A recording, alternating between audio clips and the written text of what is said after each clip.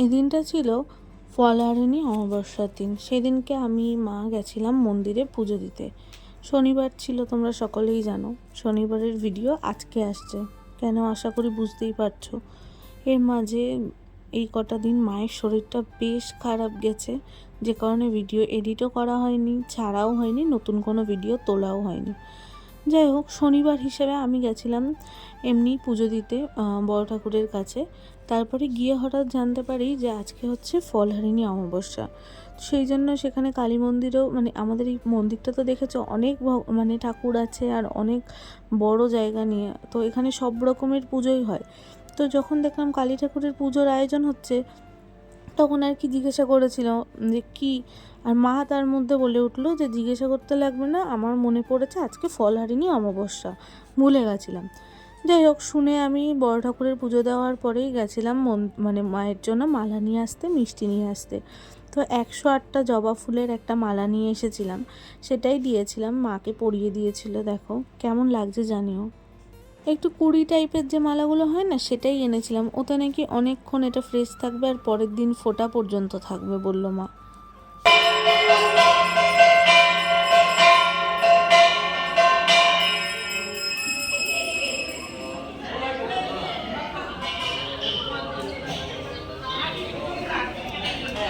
আর এদিকে দেখো পুজোও শুরু হয়ে গেছে। মায়ের আজকে ইচ্ছা ছিল যে বসে পুরো পুজোর সময়টা থাকবে, তারপরে হাঁটতে যাবে।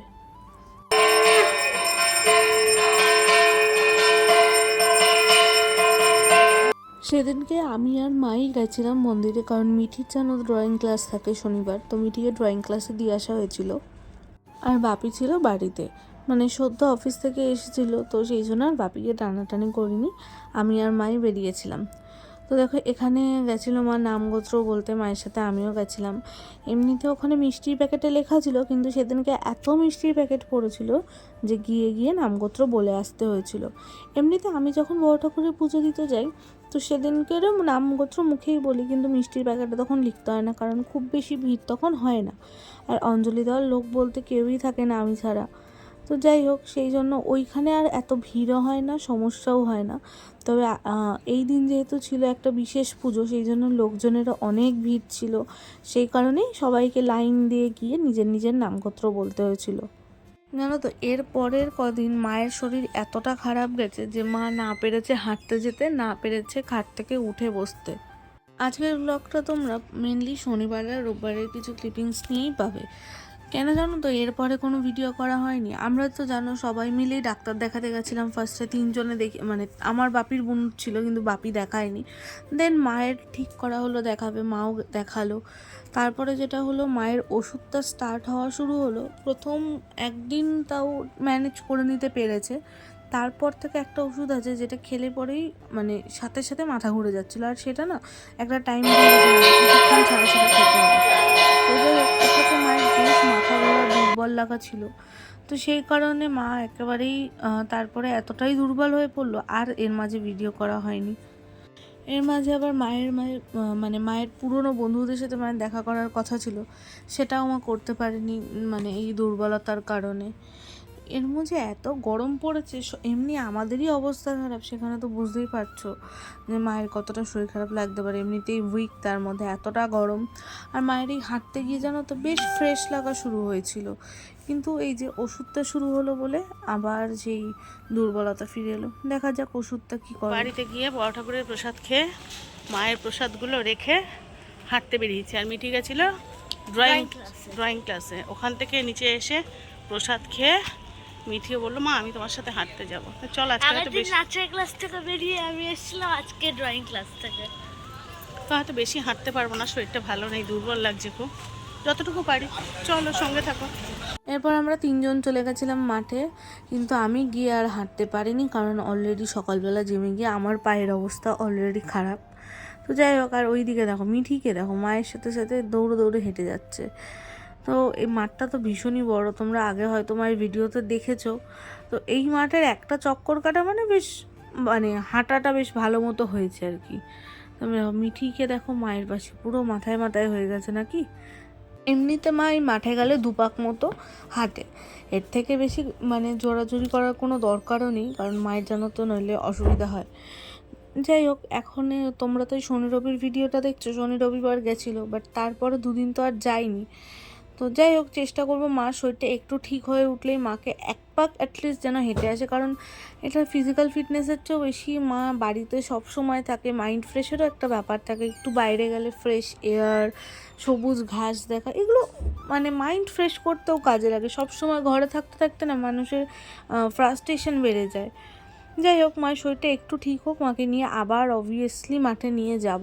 আমি নিয়ে যাই, বুনু নিয়ে যাক, বাপি নিয়ে যাক, কেউ না কেউ নিয়ে যাব মাকে। আর বুনুও তো বেশ মায়ের সাথে যাচ্ছেই দেখছো।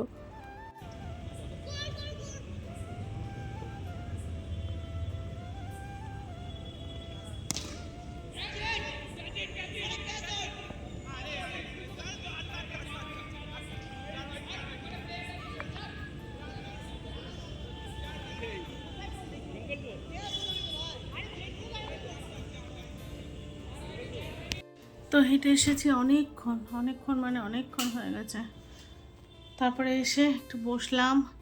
এখন তো এক গাদা ওষুধ হয়েছে, তোমাদের তো ওষুধগুলো দেখানোও হয়নি, অনেকগুলো ওষুধ, অনেকগুলো।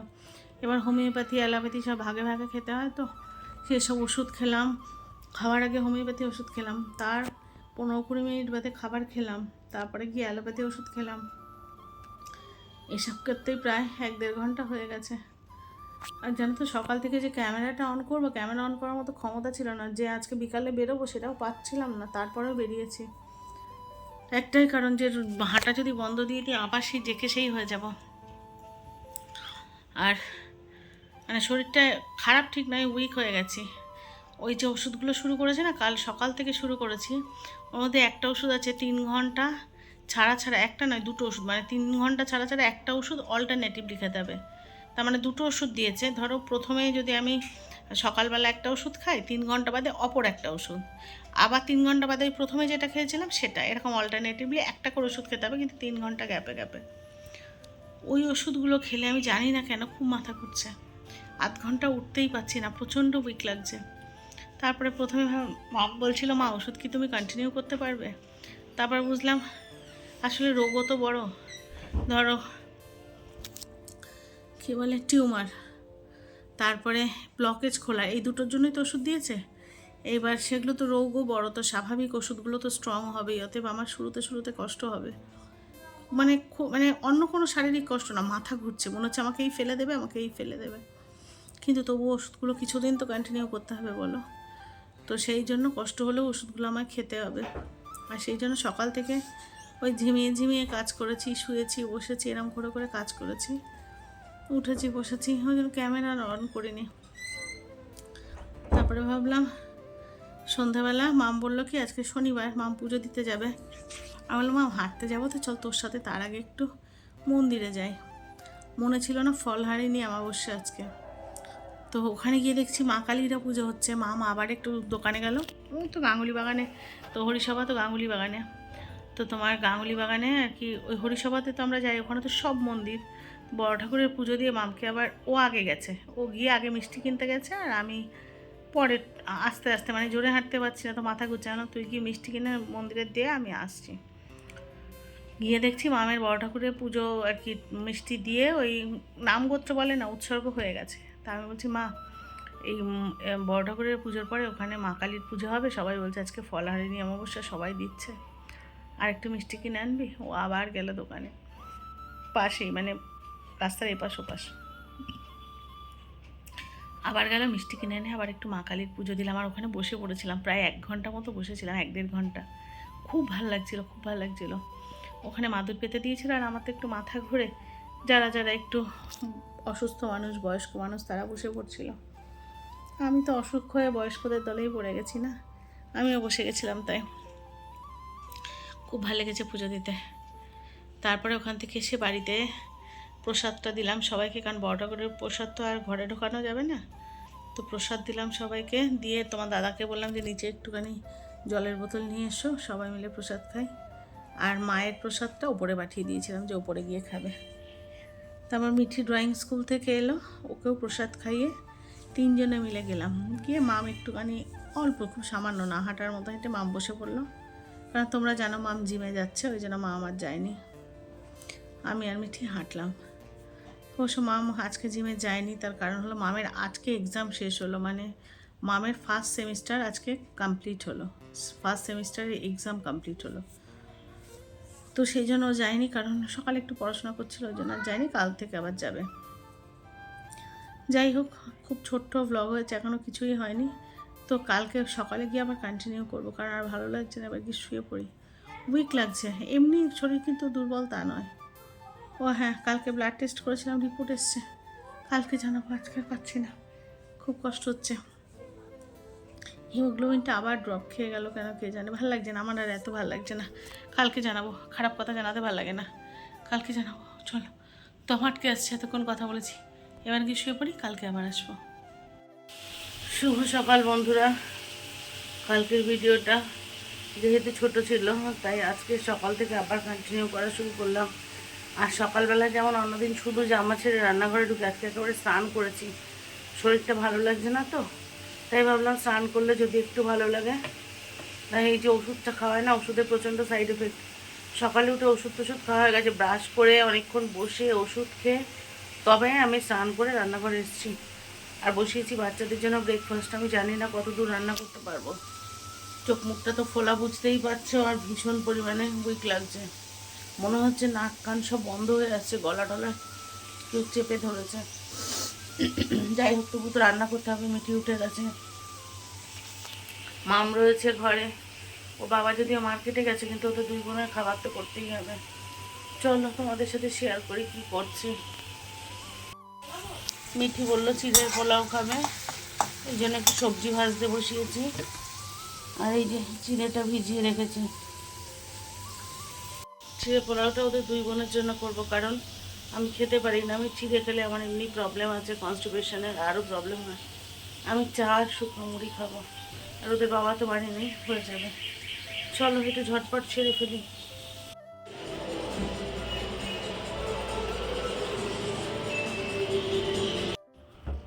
তো স্নান দান করে নিয়েছি, অনেক কষ্টে 1:30 বাজে, সেই 9:30 থেকে 1:30 পর্যন্ত এতক্ষণ ধরে শুধু মাছের ঝোল আর ভাত, আর কিছু করতে পারিনি, খুব কষ্ট হচ্ছে। চলো তোমাদের দেখাই, পাতলা করে আলু পটল দিয়ে মাছের ঝোল করেছি, এটাই আজকে রান্না। প্রচণ্ড কষ্ট হচ্ছে আমার, এত দুর্বল হয়ে গেছি, কথা বলার শক্তি হারিয়ে গেছে। এবার তোমরা বলবে মৌসুমি কেন সহ্য করছো, ও এত হাই ডোজের ওষুধ, তো প্রথমে হয়তো আমাকে উইক করে দিচ্ছে, এত হাই ডোজ যখন নিশ্চয়ই কাজ দেবে সেই ভরসাতেই কষ্ট হলেও সহ্য করছি। তার মধ্যে কালকে তো সকাল থেকে ভিডিও শুরু করতে পারিনি, কোনো রকমে হচ্ছে তোমাদেরকে ওই বিকাল থেকে ভিডিও তোমরা যেহেতু এক্সপেক্ট করে বসে থাকা শুরু করলাম, কিন্তু আজকে এডিট করে দেওয়ার মতো ক্ষমতা নেই। আমি এখন ভাবছি একটা ছোট্ট করে আপডেট তোমাদের জন্য নিয়ে আসবো, যাতে তোমরা টেনশন না করো। আর এই ভিডিওটা আমি কালকে এডিট করে পোস্ট করবো, দেখি রাত্রে শুয়ে যদি এডিট করতে পারি। চলো তোমাদের মাছের ঝোলটা দেখিয়ে নিই, তারপরে তোমাদের জন্য একটা ছোট আপডেট নিয়ে আসি, নাহলে তোমরা আবার টেনশন করবে। এই যে আজকে এনেছিল চারা পোনা, কিন্তু হ্যাঁ ছোটো মাছ, পটল দিয়ে আলু দিয়ে পাতলা ঝোল, বুঝতেই পারছো, কাঁচা লঙ্কার পাতলা ঝোল, গরমে এই ভালো। আর গন্ধরাজ লেবু তোমাদের দাদা পছন্দ করে, গন্ধরাজ লেবু কেটে রেখেছি, এখানে রেখেছি ভাত, ওখানে একটু ফল কেটে রেখেছি, বাচ্চারা খায় যদি, একটু শশা, 4টে লিচু আর একটু আম। কারণ আর তো কিছু রান্না করিনি, মানে থালাটাও এনে রেখেছি, ঘরে বসে খাওয়াবো। এই হচ্ছে আজকে রান্না। খাওয়ার পরে ওরা হচ্ছে, আমি বারবার উঠতে পারবো না, বারবার উঠে যে যাবো, যে খাওয়ার পরে 1 ঘন্টা 8 ঘন্টা বাদে ওরা একটু ফল খাবে, আবার ওঠার ক্ষমতা নেই। যা করেছি একবারে করেছি, এসে বসে গেছি, ওদেরকে ওরা ওদের মতো খেয়ে নেবে, ওদেরকে বলে দিয়েছি যা আছে খেয়ে নিও, আমিও খাবো দুটো। কিন্তু মাম এসে ভাত দিলে, মাম ঠাকুর ঘরে, মাম সকাল থেকে আজকে ঠাকুর ঘর ডিপ ক্লিন করছে, মাম ওই জন্য ওখানে, তোমাদের দাদা অফিস করে এসে ঘর মুছলো। চলো সঙ্গে থাকুন, পরে আসছি। প্রচুর সময় ঘুমিয়েছি, এখন সন্ধ্যে 6টা, ঘুম থেকে উঠলাম অবশ্য 7 ঘন্টা আগে। উঠে একটা একটা করে ওষুধ খাচ্ছি। ওষুধ খেতে খেতে হঠাৎ মনে হলো তোমাদের দেখাবো বলেছিলাম, যে কত ওষুধ দিয়েছে আমার দেখানো হয়নি, তাই ভাবলাম চলো তোমাদের সাথে শেয়ার করি। এই যে এত ওষুধ দিয়েছে, আর এখন একটা ওষুধ খাওয়া বাকি।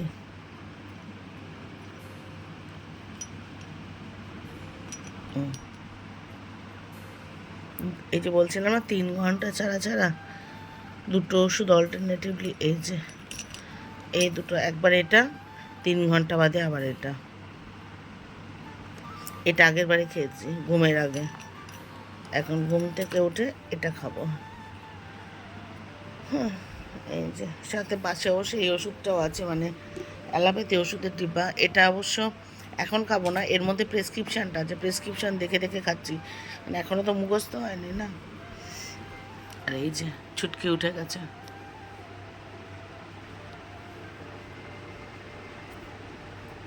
এত ব্রাইটনেস কমানো আছে না, এইবার ঠিক আছে। ছুটকি ঘুম ভাঙেনি মা?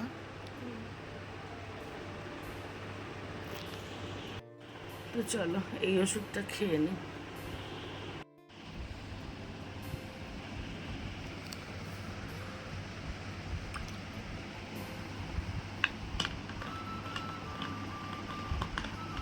ওপরে তুলো না গ্লাসটা, গ্লাস উপরে তুলো না।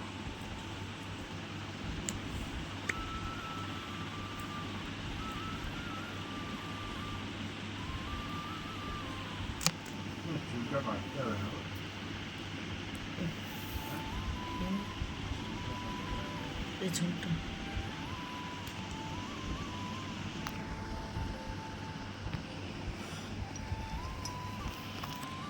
তো মায়ের তো ওষুধ খাওয়া কমপ্লিট, এবার ঘুমানোর পালা। আর এখানে একটা বিচ্ছু বান্দরামি করে যাচ্ছে অনেকক্ষণ ধরে, মানে সেই অন্তত 4-5 ওকে দেখলে হাসি পাবে, 4-5টা চশমা নিয়ে পাশ থেকে দাঁড়া করছে, অন্তত 4-5টা ভাবির চশমা নিয়ে এসছিস, মারবে তোকে। বিচ্ছুকে দেখো, হ্যালো, এখানে দুটো কার্টুন দেখেছে, রাত্রিবেলা সানগ্লাস পরে ঘুরছে।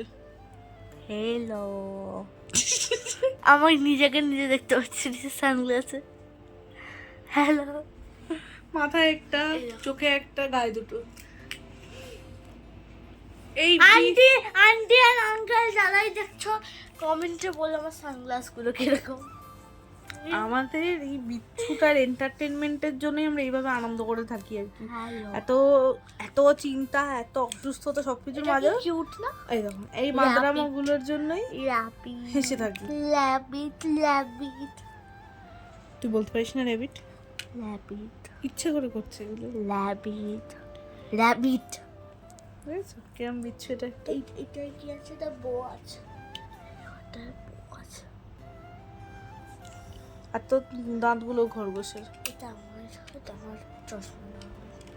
চশমার দোকান দিয়েছে না, এটা ভালো, এটাই ভালো।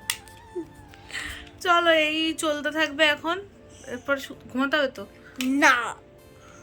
ঠিক আছে, তো ওই বান্দরামো করতে থাক, আমাদের বিছনা টিছনা কমপ্লিট। কি করছে দেখো। চলো বন্ধুরা কেমন আছো তোমরা? বন্ধুরা কি বলছে? কেমন আছো বন্ধুরা তোমরা? ভালো আছো তো? আমিও ভালো আছি। সবাই ভালো আছে। সবাই ভালো আছে। চলো এবার ভিডিওটা এন্ড করছি। সবাই যে যেখানে আছো ভালো থাকো, সুস্থ থাকো। দেখা হচ্ছে নেক্সট ভিডিওতে। ততক্ষণের জন্য সবাইকে